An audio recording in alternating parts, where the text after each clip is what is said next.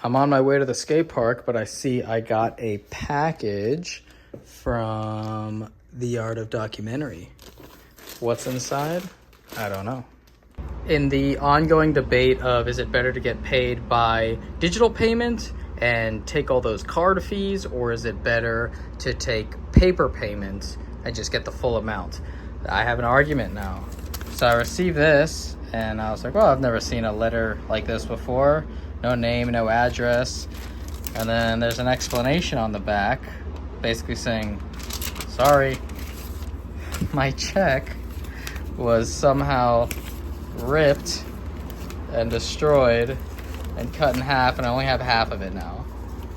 So I'm gonna say this is 1 point for digital payment. Freelance life is treating me pretty good this month. I have a completely filled schedule. So the first half was play. I went to Dallas to see the eclipse with my girlfriend. That was super fun. And then immediately went to Costa Rica for a surf trip with my buddies. I caught the longest wave of my life. That's going to be at the end of the vlog. But the only reason this is possible is because of the network that I've built. And I've always been afraid of having retainer clients because it crushes the spontaneity of being able to say yes to new clients. And now I'm having a retainer client. So I feel like it's good and bad. As soon as I come back from this 5-day trip in San Francisco, which is the second half of the month, I go straight into that retainer project and then some more conference work. I don't know. Maybe if I just have one retainer client, I don't feel like my time is going to be already constricted. But do you guys like to have all of your days mapped out on the schedule? Do you like having large gaps of spontaneity? That's how I prefer for it to be. I have a 5-day corporate gig coming up, and I'm thinking of using it as an excuse to rent the Sony 28 to 135. Because I've always wanted to use it, but it's too expensive for me to just buy it and test it. And this job is paying me a kit fee. I only have to rent one more thing, which is a handheld stick mic. I'm doing conference work, and our host usually will go up and do MOS interviews, which means just grab anybody. So I need to rent that already. Might as well try a lens that I've always wanted to use. The only thing that I'm really skeptical of is 28 not being wide enough. F4 is fine, I can live with that. But normally I'm using my 24 to 70 Mark II, and it's just so tiny, so light, but I'm just lacking a little bit of that reach. Speaking about new lenses, I really wish the FX6 had 4K Super 35. It has 1080 Super 35, and these new zooms from Laowa, the Ranger series, look amazing. Smaller than a phone, cinema geared housings, and a 3-lens set. This would be fantastic if I could convince all of my clients to shoot in 1080. I really, really wish I could, because these look great. They don't have the reach of, say, this new Duvo lens that was announced.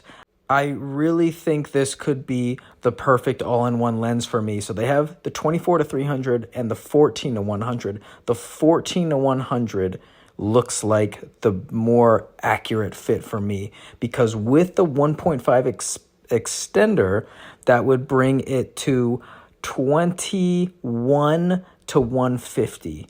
That would cover all of my needs. And it's in a beautiful construction, way out of my price range.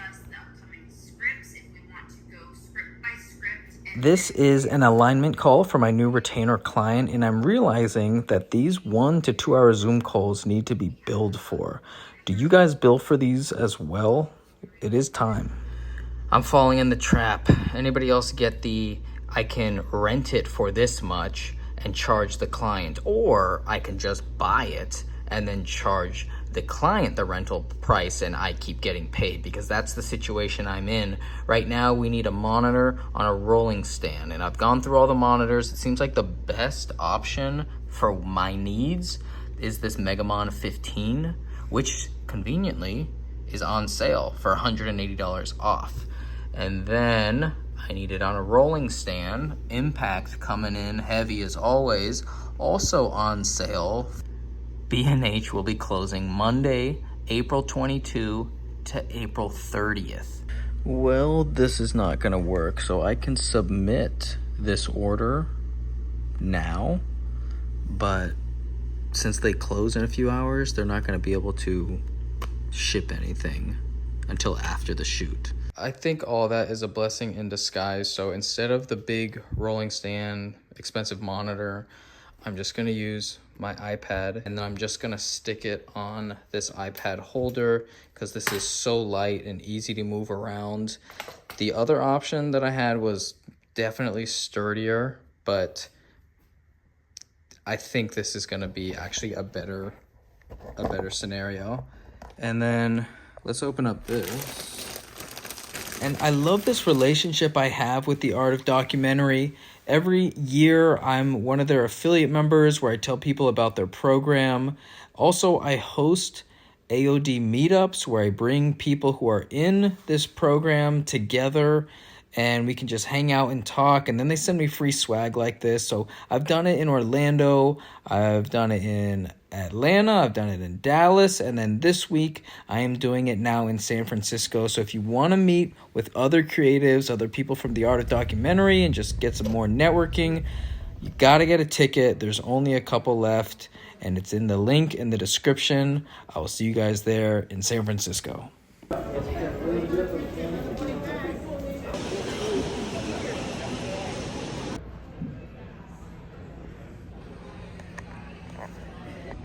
Adam's going up there trying to get pre-board. We'll see if he gets it. And that is a no. We went up to the gate too late, but you live, you learn, you take the lessons, and eventually you become really good at traveling. And so far, I feel like I'm improving a lot. Just arrived in Denver. Thank goodness there is a Centurion Lounge here. I'm gonna assume it's up there. Now, with this one visit alone, I think I'm going to ruin basic travel for Adam. Adam Kalinowski is the one who's hiring me for the San Francisco trip. So I'm bringing him into the Centurion Lounge and showing him this new level of travel that I've been able to experience. If you don't know, I paid for the American Express Platinum card, which gives you access to a whole bunch of different lounges. If you're a frequent heavy traveler, this is a very useful card. If you're not, it's overpriced and you don't get much out of it. But the benefit of being in an airport and having healthy food that you don't have to wait in line for, being in an area that is not loud and crazy with screaming babies, it changes the entire airport experience. So I'm glad that he got to experience it as well, because I know how much of a difference it has made for me. They always give you really cool views. You get to see the tarmac, but it's more so this kind of peace of mind or like higher level of travel. And I had a business call that I had to have on this day because during the San Francisco trip, I'm just not going to be able to have time. So I routed it for it to be exactly during this 3-hour layover. I did it in this quiet room. They have rooms if you want to have phone calls, and it worked perfectly. This is like a business person's dream to have these little oases. Adam was able to get some editing done on his own laptop and just enjoy this nice lounge experience. Sounds good.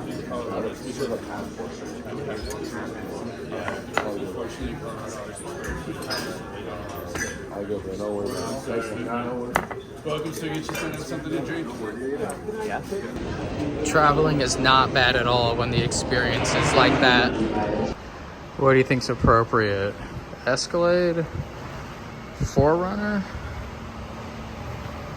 How about a minivan? It's the little things. And as promised, this is the longest wave that I've ever surfed. I'm not the best surfer, but man, did I have fun in Pavones, Costa Rica.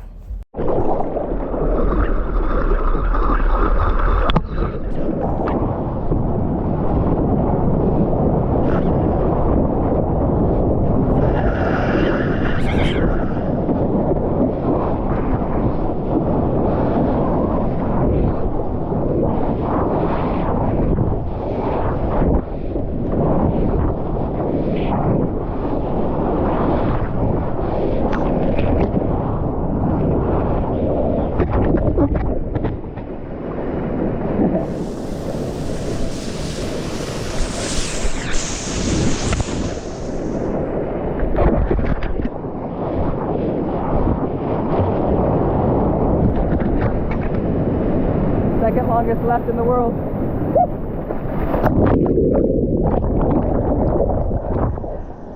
Hell yeah.